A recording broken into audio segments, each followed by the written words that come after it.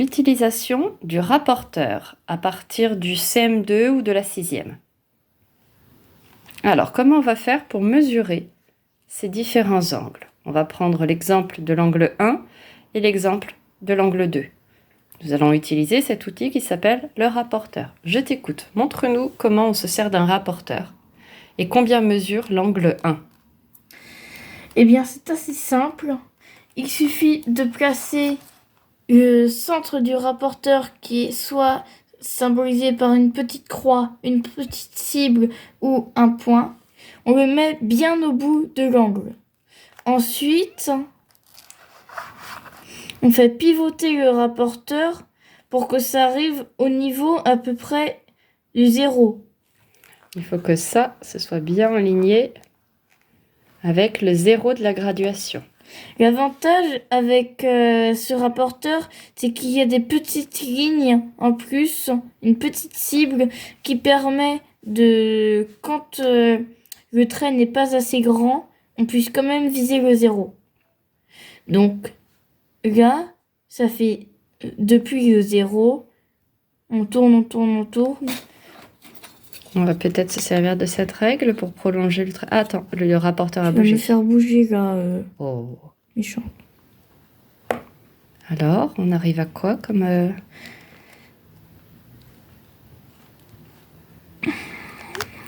On arrive à 50. Un peu avant 50, donc ça fait... On est à 46. 46 quoi? Chou, carotte, kilomètre, mètre, kilogramme, gramme? Degrés. Ah oui, on mesure les angles en degrés. Mesurons l'angle 2. Donc on remet bien le sommet de l'angle dans la petite cible.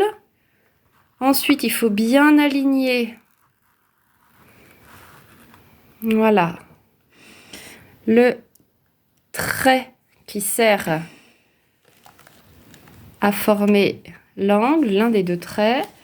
Il faut savoir que qu'importe qu'il y ait qu'on utilise cette partie ou cette partie. Sauf que là, c'est pas bien aligné, mais oui. Oui. Comment ça, c'est pas bien aligné? Ah. Je te signale que je suis juste au-dessus. Ah, pardon. Eh bien, ça fera exactement la même mesure. Donc ensuite, on n'a plus qu'à choisir son côté. Donc moi, je préfère le côté le plus petit. Donc là, je suis au 0. Et donc... On n'a pas l'impression, hein. On a vraiment l'impression que t'es... Ah ouais, non. Ah, c'est bizarre. C'est le rapporteur là qui est bizarre, qui nous fait douter. Et donc là, après, on prolonge. Et ça nous amène où, ça? On prolonge à... On est presque à 120. 118. Voilà, on est presque à 120, mais pas tout à fait. On est à 118 degrés. Donc, si un angle, si vous le mesurez comme ça, et que votre angle, il est supérieur...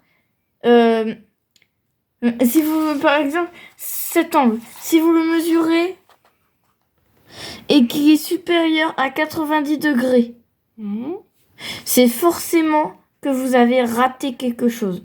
C'est impossible que l'angle aigu fasse plus de 90 degrés. Tu peux nous montrer des angles aigus, là, parmi ceux-là? L'angle numéro 1. Le 3, le 5 et le 6 peut-être. Je vérifie. J'ai l'impression que le 6 c'est un coquin qui fait... Il est obtus.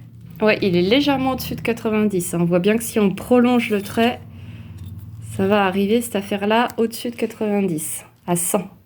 Il est presque à 100 degrés. Ça fait 99. Presque. Ouais, 99. Voilà, donc ça c'est un moyen de vérifier si on s'est trompé dans sa mesure. Si l'angle est petit, fermé, ça s'appelle un angle aigu, il fera nécessairement moins de 90 degrés. S'il est grand ouvert, qu'il est plus grand qu'un angle droit, il fait plus de 90 degrés obligatoirement.